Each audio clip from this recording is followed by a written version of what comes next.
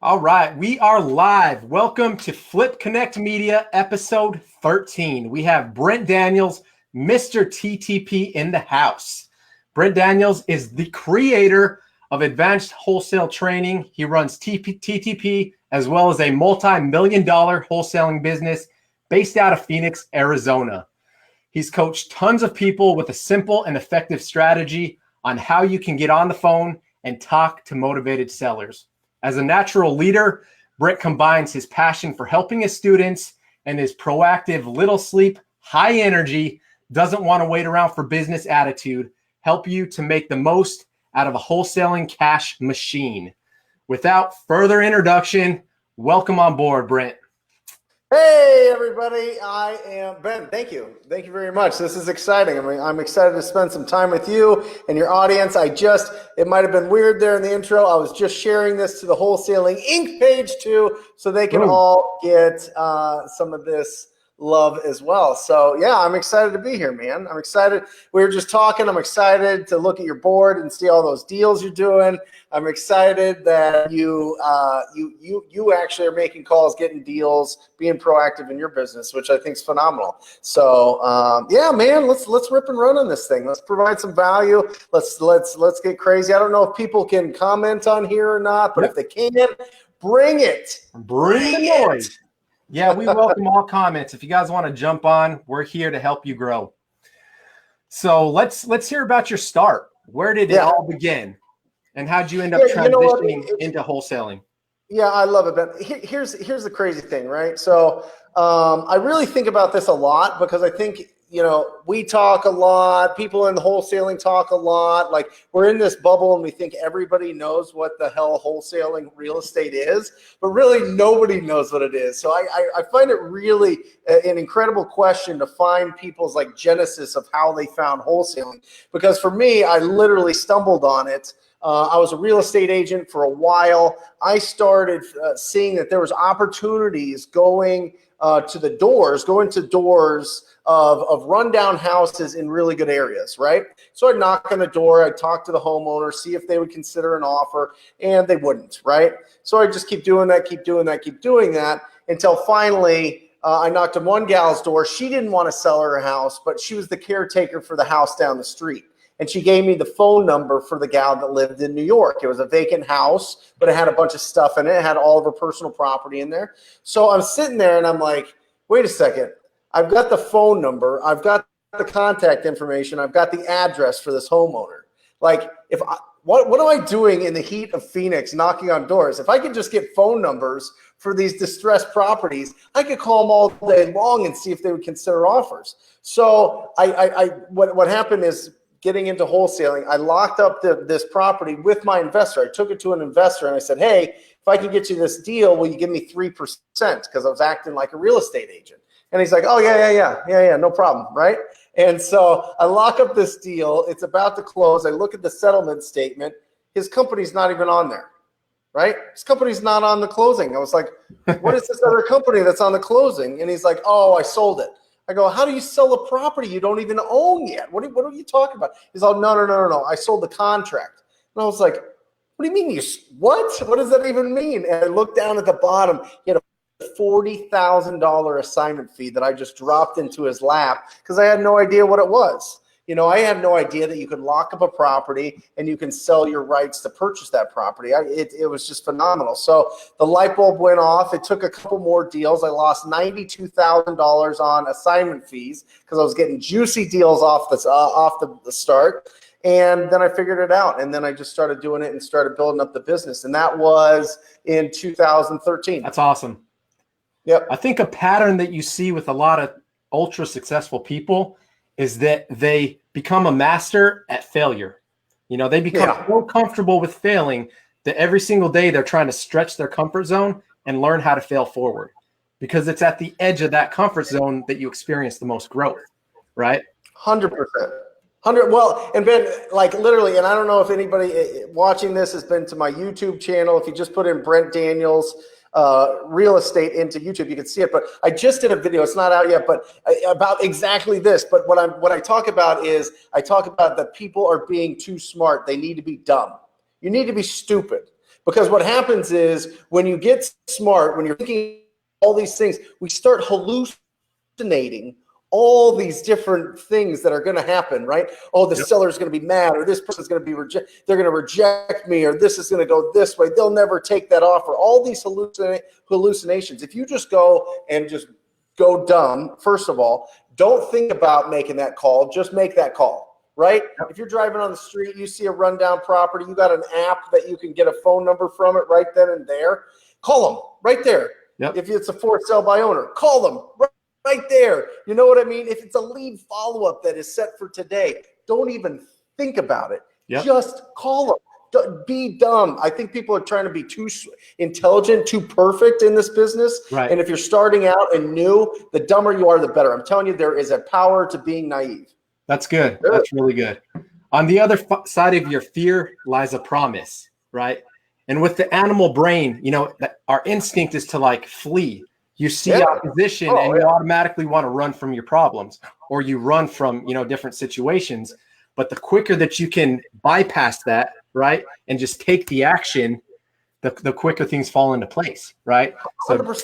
Jump on your phone and make the call. As soon as you're on it and you start that conversation up, start having simple conversations about a house, that's where it all falls into place. But you have to jump that initial little road bump to get past it, you know? Yeah, here's the key. All wholesaling is finding opportunities. That's it. That's all wholesaling is. If you want to know the absolute secret key to wholesaling 100% is to consistently have quality conversations with distressed property owners. That's it. Simple. If you have quality conversations with distressed property owners all the time, you literally cannot lose. Yep. So don't hesitate. Don't think about it. Just go. All the tools are out there for you to be able to get property lists, to get their accurate phone numbers, to know what to say to them. Just take the action. Don't even think about it. Yeah, it's all there. It's all there. You know, when I was starting this thing out, Ben, you had to have like, you know, government level credentials to get skip tracing. You really did. You had to have like a locked door and a locked safe, and it took 6 months. They did a background check, all this stuff. Now you can go on a website and get it for 18 cents an address. It's crazy. It's insane. Yeah. Yep. That's awesome. So for someone that's just starting out in the industry, what is your best piece of advice for them? You know, first of all, you have to make the decision that you're going to do this. A couple of different things. You know, I think, you know, when people are getting into this business, they see the big checks, they see a lot of kind of glitz and glamour, and people that just started out and all of a sudden they get these big checks. And I love that. And that's awesome. Brent, look at him. He's on here. Awesome. Brent, great to see you. But I think you have to make the decision to absolutely be committed to this. Once you get committed to this, then you can really, then you're not going to hesitate to take the action. And I think you got to determine how you want to find deals, because there's only 3 ways that you can find deals in our business. You can wait for referrals, right? You can be the guy or gal in your market that people know to send, you know, these rough properties to, and that's great, but it's not consistent. You can buy them, right? You can do it through marketing. You can spend the money through pay-per-click, through direct mail, through bandit signs, whatever, or you can prospect for it, or you can earn it. You can pick up the phone and call people, or you can go out and door knock. So you got to determine which avenue you're going to go off the bat, because if you try to do all of them, none of them are going to work off the bat. Now, once you have staff, once you have a business, once you have processes, it gets a little bit different. But if you're starting out, decide, am I proactive and want to be on offense? Am I reactive and my schedule doesn't allow me to do this, so I'm going to just put out marketing and hope it comes back? Or am I going to just tell a bunch of people and network with a bunch of agents and people and neighbors? That person. It just depends on which way you want to go, but pick a way and go that way. And if you're going to be proactive, which I suggest you do, if you talk to people, then I suggest you find a great program, great system for making those calls. I think a key takeaway with that is making a decision, right? That's it. And make a decision and focus on that one lead source, because I think one of the biggest distractions that we run into as entrepreneurs is this shiny object syndrome. Right? We're always chasing that next best thing, that next best marketing channel, And if you try to catch two rabbits, you're not going to catch either one. Yep. You're really not. Having laser sharp focus, that's so crucial. 100%. Yeah. So you're known for having super high energy in the network. Why do you believe that maintaining optimal amounts of energy is so crucial in life and business? Well, here's the thing. I think in this business, if you can't get excited about this business, you got a problem. I mean, we're the luckiest guys on the planet. I really believe that. Yeah. This is the luckiest business ever. This is a cash machine. This is hitting the lottery. I got a deal this morning that's going to be $6. This morning. We talked to him this morning. Like, are you kidding me? Like, this is not real. Let's be real specific here. Wholesaling is investing, right? Real estate investing is owning property. Okay. This is making the money to purchase those assets. This is the money. This is a cash machine. This is a lottery. If this doesn't get your blood pumping with the opportunity that, you know, somebody's going to sign a contract today that could be worth $10,000, $20,000, $30,000. I mean, it's tough not to get excited. Yeah. It would be really difficult not being there. So I say to everybody, you need to have your enthusiasm at a level 8 at all times, because you don't know if this morning, today, whatever, is going to be the day that you get a big, massive, life-changing deal. I mean, Brent, you get a deal that makes you $20,000, $30,000, $50,000. It changes your brain chemistry. Yeah. You're no longer the same person. You're not. So how can you not be excited about that? Yep. Yeah. It changes your belief system. And once you believe something is real, it's true, then you can't help but to grow and become passionate about it every single day. Yeah. Right. Well, like, you know, I remember when I thought if I had $10,000 in my account, oh my gosh, I feel like, you know, the richest man in Babylon, right? I would think that was it. Then you get it. Then you're like, oh, maybe it's 50,000. Oh, maybe it's 100,000. There's an analogy of, you know, like this plant here. You have to repot yourself into bigger pots, right? Bigger pots, repotting to grow your plant, right? You can't stay in the same small pot, or you're just going to stay a certain size. Your business is only going to be a certain size. So you repot yourself into these bigger things all the time. That's exciting. That's what this business is about. We get to go out, we get to talk to people, and out of the ether, out of the air, we can make money. This is crazy, Ben. That's huge. That's huge. So how do you juggle your real estate business? You have your coaching students, social media content creation. All of these become full-time jobs. I'm finding that in the content space right now. So how do you manage all of these different tasks throughout your day? Well, first of all, my business is I hired the right people, and people say that, but like, you know, it's really interesting. My salespeople do so well that they start their own businesses here. Yep. So I got to keep bringing in new acquisition managers, but I got a phenomenal disposition manager. He actually lives in San Diego. I'm here in Phoenix. He does everything virtually. I've got a phenomenal chief operating officer, and I've got a phenomenal lead manager. So their job is to make sure that the leads come in, and if they need my help on comping some stuff or kind of understanding, you know, some unique properties, then I jump in. But beyond that, my business runs about, you know, I'm in it honestly probably 10 hours, 15 hours a week. Yep. But my true passion and what really gets me going is the coaching. I'm obsessed with that. I'm obsessed with my TTP students. I'm obsessed with them being successful. And so they have my cell phone number that I talk to them. They text me all, you know, throughout the day and call. And, you know, here's the thing. People think that that's so, you know, everybody wants to be in coaching, but they want to be like the Wizard of Oz, where they set up all these, you know, protections that you can't talk to the Wizard of Oz. I think it's absolute bullshit. I think it's ridiculous. I think that, you know what? It takes 30 seconds to answer a call. Their question. It takes a minute. It takes 5, 15, whatever. We got time. There's 168 hours in the week.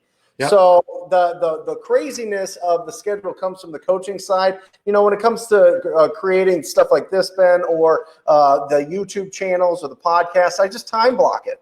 We just time block it. Like today, this morning on Tuesdays from 10 to noon, I do 2-3 videos for the YouTube channel. Now it's done for next week. Boom. That's awesome. Yeah. Once you start building on that content, you can repurpose it and start to distribute it to all the different networks, right? Yeah, and I have my chief operating officer does all that. right? So she Yep. puts it on Instagram, she puts it on Facebook, she puts it on YouTube, edits it, does it. Like all I do is just blah, blah, blah, blah, blah. You know, all I do is Yep. talk. So that's my job. Yeah. So explain kind of the business structure. So you got kind of like the visionary integrator role with your COO. Dispositions. Are you listing any contracts on the MLS?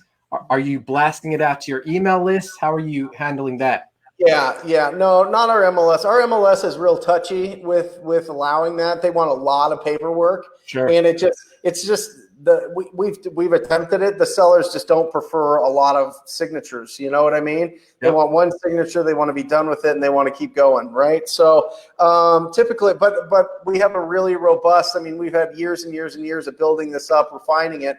So we've got a fantastic cash buyer database that Billy Bell, my disposition manager, runs. He gets anywhere from 5 to 10% of the deal, depending. He gets from 0 to 15,000, he gets 5%. From 15 to 30, he gets 7.5%. And if it's over $30,000 deal, he gets 10%. That's awesome. So he's motivated by keeping a very, very, very strong buyer base, but also for negotiating and not backing down on what he wants to sell them for. Yep. And as far as your callers, you have an in-house call center, if you will? No, I've got, listen, this is really interesting. They're the absolute best. If you have somebody in your house, in your office, they will do the best job. The problem is people that live in the continental U.S. will use a telemarketing, telecommunications, cold calling, prospecting, whatever you want to call it, job as a stepping stone for the next job. Sure. They will be looking over their shoulder for anything that'll pay them similar amount and not have to make calls. It's just, it is what it is. You know what I mean? So it's a constant rotation. So I've hired phenomenal expatriates, right? Americans living in Costa Rica through a company called callmotivatedsellers.com. And they're phenomenal. I mean, they're Americans living down there. They have been with me for 1.5 years, 2 years, some of them, and they make all the calls that I need. So I've got 4 full-time people making, what is that, 160 hours of calls a week. Yep. Woo! That's awesome. That's awesome.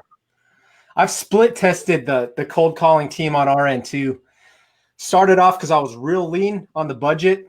Yep. I brought on one Filipino VA. And I hear people all the time, don't hire a Filipino VA. There's too large of a cultural gap. I tell you what, she's with me today. Yeah. I split tested it, and I brought on a stateside caller. She's in North Dakota where they get snowed in. She's been a stay-at-home mom for the past, 7 years. So she's a gamer. She just sits at home and plays games. So she loved the opportunity to come out. And I've split tested results. Believe it or not, for the hours and calls made, I'm not seeing that large of a difference between the two callers. I'm really, really not. So now we got 2 Filipinos and 1 stateside cold caller full time. I love it. But it's interesting. I hear a lot of people talk about how the Filipino cold callers don't do justice, but I think here's what I know after coaching a lot of people around the country and testing. I've had Filipino cold callers. I've had Costa Rican, I've had in-house, I've had people working from their house, but here in the state. The bigger your market, the more you want somebody that is from America. I'm telling you, smaller markets, B markets, C markets, not B and C as in value, but just size-wise, you know what I mean? Nobody's calling them. Right. I'm telling you, if nobody was calling Phoenix, I'd have 1,000 Filipinos calling here like crazy and just going nuts. But there's a lot of people calling, and using, and the easiest way is let me hire somebody for $4 to $6 an hour from the Philippines and get them going, as opposed to somebody that's $15-20 an hour that's American. Yep. And it all varies by culture. People in the South might be more touchy, just depending on what region. People up north could be, real cold and standoffish. Just depends where you're at, right? Yep. If they're motivated, they're motivated. I'm telling you, we have had laydowns from Filipinos. We've had laydowns from Costa Ricans. We've had laydowns from people in the office. I mean, you catch them at the right time and they want to sign a contract and they got a price in mind. I mean, it's the most beautiful thing ever. It's just so awesome. Yeah. That's awesome. Yeah. So when you're getting that initial touch, It's going into the CRM. Are you guys Yep. on Investor Fuse? Yep. Yep. I love Yep. it. Super simplified. From there, are they setting a direct appointment, or are they setting it up that your caller or your acquisitions manager is going to call them back and set an appointment? So my lead manager looks at them, and she looks at every lead through the lens of the 4 pillars of pre-qualifying, right? Condition of the property, their timeline to sell it, their motivation, and what price do they want. What do we got in there that's indicating whether or not this is just a looky-loo or not? Yep. Oh, this person just remodeled their entire kitchen, put $40K into it, put a marble countertops and new Bosch appliances. That's not going to be a deal. We get rid of it. Boom, right? So we want the issue was we were getting so many leads, Ben, that my acquisition managers were getting behind on their tasks in investment Fuse, right? So when that happens, then all of a sudden all those bad leads hide the good ones. Yep. So I got a lead manager to be the filter. Anything that gets to her is pretty good. And anything that's not, then we get rid of or we get more information from. So we filter everything. So my acquisition managers will not go on an appointment unless we know we're close on those 4 pillars: condition of property, timeline to sell, motivation, and price. And typically you can get a lot of the condition just from Google Maps, right? Or Google Street View. And you can get, and most people will talk about the condition well before they'll talk about a lot of other things. So we use asking about the condition. We use this question: what remodeling have you done to the kitchen and bathroom in the last 5 years? We use that to start opening up the conversation, right? Once the conversation's open, now they're getting more comfortable with us. The longer it goes on, as long as we're not sprinkling in any friction there, we should be pretty good and really understand what their motivation is, and if they have a problem we can solve. That's awesome. Yep. I think one of the main keys is to allow them to talk, right? Yep. You want to encourage them to always lead the conversation, to start uncovering their cards, and you can better identify your best way to serve them at that point, right? Well, that's it. And not only just there is listening. And if you want to be a superstar when it comes to making calls and getting really big contracts, then be an active listener. If you're just asking them questions and they're just responding and you're silent and then you just fire back with a question, it's an interrogation. It's not a conversation. So when they're talking, you say stuff like, sure. Oh yeah, I understand. Yep. Got it. Yep. Oh, 3-bedroom, 2-bath. Okay. Oh, the roof's rough. Oh man. Okay. Yep. Sure. No, I'm listening. Yep. That type of stuff, right? That active listening that makes them feel more comfortable with you. And that's a huge thing. I see it's such, I listen to a lot of recordings for my TTP students, and that's the number one thing that I see that they tweak. Once they start doing that, all of a sudden their leads just explode through the roof. Yep. And when people know that they're being listened to, and someone's simply listening to their story, it hits that little spot, like the reptilian brain, it releases dopamine, same chemical that's released when you do drugs, when you're born, all that stuff. And automatically it builds trust and rapport, right? So someone knows that you're there to listen and there to serve, you're going to earn their trust, ultimately earn their 100%. trust. Yep. Yeah, That's I awesome. love it. You know, it's literally just, this isn't a crazy, I have the saying, we're not building rockets here. This is real simple. Just find the contact information for distressed property owners and ask them if they'd consider an offer in their house, and just actively listen to them, pre-qualify them based on the pre-qualifiers, and then go get the contract signed and then sell it for 10, 15, 20, 40, $50,000 more. Have a great year. Have a fantastic life. Do whatever the hell you want to with your family, your friends, you know, and life's good. It's I a great love it. business. I love it. Let's hear about your passive investing strategy. Are you investing in real estate as well, as far as your passive? You know what? I have been getting after a lot of land.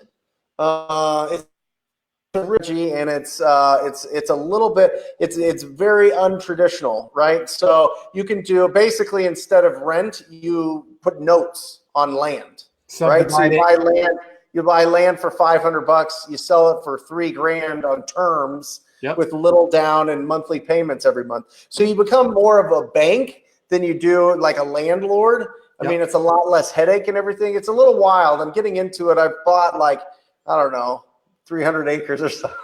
I've bought a lot of there, you know, all over little parts and stuff. So we're trying to we've got it figured out, but it's long-term strategy, who knows? I don't know. But I have the wholesaling business and I have the coaching business.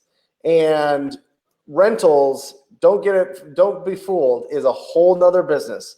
Even if you've got the best property manager in the world, even if you've got all these things lined up, at some point you're going to have to step in there and make sure that that property is, being taken care of and you're responsible for. So it is another business. I have a mentor that kills me every month. We talk, and he's got 100 houses free and clear, and he's encouraging me to buy more, but I'm just not doing it. I have enough self-awareness.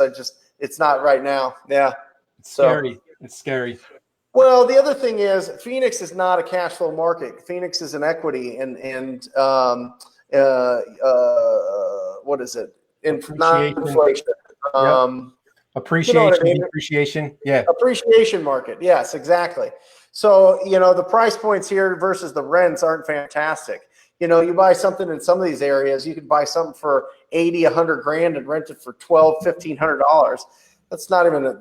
That's not even a thing here. Yeah. Right. Yeah, we've been picking up these really low end properties. Like I'm buying an asset for $5,000, $7,000, $10,000 a pop, turning around and owner financing it. If I can get a $2,000 to $5,000 down payment, I'll put them on a 7 to 10 year note. You make an ROI within the first year, and it's just passive. That's it. We've been on that for about a year. I think we have like 8 houses now, but it's beautiful. Yeah. You don't have to be a landlord. Right. Yeah, it's beautiful. I mean, if you buy them cash, why not? Why wouldn't you? It's a great return on your cash. Absolutely. It's just like the land. Yeah. Who would you say the largest influence in your life is today? Well, obviously my wife. She pretty much runs the show. I'm very, very close with my parents. My dad's my CFO of my company, although he has a full-time gig. He does it, part-time. They live down the street, have a wonderful relationship there. My 2 boys are, crazy, but, we have a really, really, really close relationship. Spend a lot of time with them. My in-laws are fantastic. They live here as well. So, I mean, from a life standpoint, wife, kids, family, right? And then from a business standpoint, I would say Cody Hoffine, Darren Bentley, and of course, last but certainly not least, Tom Kroll have been phenomenal friends, partners, mentors, and every, the Wholesaling Inc. program and company is a different type of company and program. It's all about the students. It's 100% about the students. And that's been huge. It's been really, really great, especially with my TTP program. It's been phenomenal. That's awesome. Yep. So explain, you were a student of Wholesaling Inc. before you became a teacher, correct? Yeah. Explain the role that played in your life and how it helped shape your personal development. Yeah, so I was the year before, 2015, I did $250,000 in wholesaling. I didn't join Wholesaling Inc. to learn how to wholesale. I joined Wholesaling Inc. to be around people doing way more than me. And that year, I joined in February 2016. That year, I did $740,000, right? Following year, 1.2, 1.3, 1.5. You know what I mean? Like it just keeps going up and up because you're surrounding yourself people doing more than you. That was the key of the mentorship there. That's and awesome. It just so happened that those guys were phenomenal at doing direct mail, and I was doing it with picking up the phone, being proactive on the phones. And so it came to a Rhino Nation. I love it. It came to a point where we were able to collaborate and put together the TTP program, and it's been phenomenal. That's awesome. Yeah.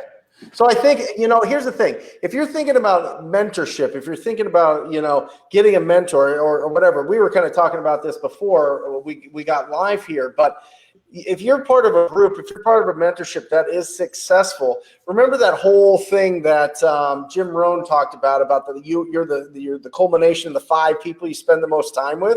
Yep. And I think in business, that's absolutely true. Well, if you're out there and you don't have people that are making $1 million a year or have $1 million business or whatever, how do you get that? You just hire a mentor. Yep. You hire a mentor, you instantly get it for whatever it costs, some of them are 100 grand, some of them are 1,000, some of them are in between. But now you've got a mentor. Now you've got people in this mentorship that are surrounding you, and all of a sudden you're racing. Everybody's doing better. I mean, that's the whole point of it. I think it's phenomenal. I mean, that's how it always was for me. I've had a mentor since 2010. So I mean, yeah. Success leaves clues. Yep. Like Tony Robbins says, right? And once you have a model that you can start to build upon, it makes everything so much simpler. Yep. So instead of just trying to fail forward and look for directions, it's much easier to know exactly where you're going, right? By having a roadmap, it's going to avoid driving around the whole country trying to get to a central destination. It simplifies everything. Yeah, dude, I go. This is what's crazy. The place that I get my hair cut at, the gals and the guys that want to work there cutting hair have to sweep floors and be the little like runners for 2 years. They have to apprentice for 2 years before they can cut anybody's hair. That's crazy. Right? And we're talking, and the most these people make is like $65,000 cutting hair. We could do that off of one deal, and you could get into a mentorship program that's like, 2 weeks, a month, 6 months, whatever it is, however long it is. I mean, it's just bananas. It's crazy. We've got everything backwards in this industry. Yeah, you really do. There's some traits that you have to be like a guy that like runs a crane to build a building. Do you know how much apprenticeship you have to do for that? They can make like $200K. We could do that in a quarter, or a month. It's crazy. Yep. And the amount of work and sweat equity that you put into a position like that too. Yep. Not to mention the skills. Golly. Yep. I know it. I know. All we have to do is talk to people and have quality conversations. That's it. That easy. Yep. I think another big thing with that too is the level of success that you possess is going to be directly proportional with the amount of people that you're able to help. And I'm sure you see that on the coaching end as well as the wholesaling. The more people that you can serve, the more money and opportunities you can make, right? Coaching, the more students you bring on board, the more people that you strive and push towards success. Ultimately, it's going to help bring you prosperity and well-being. Yeah, it's a simple equation. Your income equals the amount of value you provide to the community. Marketplace, yeah. The amount to the marketplace. So how much you want to make $1 million? Well, the question is, how are you going to provide $1 million worth of value? Yep. That's it. So you figure that out, you answer that question, you're on your way. You know what I mean? You can't provide value if you're not talking to anybody. You can't provide value if you're letting doubt and fear stop you. You can't provide value if you let all the creative avoidance that you come up with every single day to stop you from from taking action. So, it's a simple equation. Value equals your income. That's it. Yep. And a simple change of perspective, right? Once you can kind of shift your mindset away from, how can I dominate and control, but how can I serve and help other people grow? The universe has a way of just manifesting these things to you, Yeah. Yeah. I read this, The Go-Giver right here every week for a year in 2016. And I'm telling you, man, my income tripled. And it's been, that simple book with the 5 stratospheric laws of success. It's perfect. If you want to read one book, if you've never read a book ever in your life, read this one. If you're in business and haven't read this book, it's going to blow your hair back. It'll knock you out. And it's like 140 pages. So if I could read it every week, you could read it once in your life. I love it. I love it. Let's talk a moment about social media and how you leverage social media for your business life. Yeah. So, really, when it comes to Facebook, I'm real active on the Wholesaling Inc. page and on my private TTP Facebook page. So I'll post my videos there. And then on Instagram, Alejandra runs my whole Instagram. So she does all the videos and daily stuff and just stays involved and makes sure that when a new video is up on my YouTube, that people know about it. But most of it, Ben, honestly, if you do video and you do it 2-3 times a week and you're consistent, you can put that on all the platforms. And that's what people, really gravitate towards, because you can see it, you can feel it. A lot of that communication comes from actually seeing, this, actually seeing what's going on. So I highly suggest, and then the podcast gets recorded and we do a couple of those a week. And that the Wholesaling Inc. podcast is huge. Yep. Huge. Yeah. So, Well, social media. I don't know. Honestly, Ben, I hired Alejandra to make sure that I do a good job, and I do it. I think it's more. I hired her to make sure that I was consistent. Because I think sometimes you can get lazy with it. So if I'm traveling or if I'm speaking somewhere or if we're going or whatever, and it's like a few days, we have all the stuff done before so that it's already uploaded to release. And I think YouTube's going to be a big thing. It already is, not that it's going to be, but I think it's a huge resource for anybody that's interested in even documenting what they do during the day and documenting the process. Yep. It's the second largest search engine in the world, and the fact that you can upload videos for free that can be seen anywhere in the entire world is just insane. I mean, that's a sales funnel within itself. Yeah. If you can become a person of value and you just, like you said, document the process, it doesn't matter where you're at. Just start documenting, start right where you are. You're going to look back 10 years from now and realize how far you've come. Not just that, someone else is going to be looking in, and it gives them, hindsight. It gives them a step-by-step experience and how they could reach those same successes. It's huge. Just don't let it distract you. If you're new to this business, if you're new to wholesaling, if you've never done a deal before, don't let anything distract you from talking to people. That's it. Just talk to people. TTP. Talk to people. Quality conversations with distressed property owners should be the only focus that you have. If you need any resources, it's all over my YouTube channel. You can see that. And I mean, the plan is out there. The system's clear. It's just whether or not you're going to pull the trigger, build, and just go. And that's what we were talking about early in this conversation. You got to just stop using this and just go. Just make the call. Take the action. Fail forward. Go. That's what the whole Wholesaling Inc. Rhino tribe is about. It's progress, not perfection. As Tom says it, and as a rhinoceros, you just charge forward and you don't worry about things. A rhino is a big dumb animal that just takes action. So that's what I'm talking about. Yep, they're not out there grazing like cows though, right? They go for it. Yep, I love it.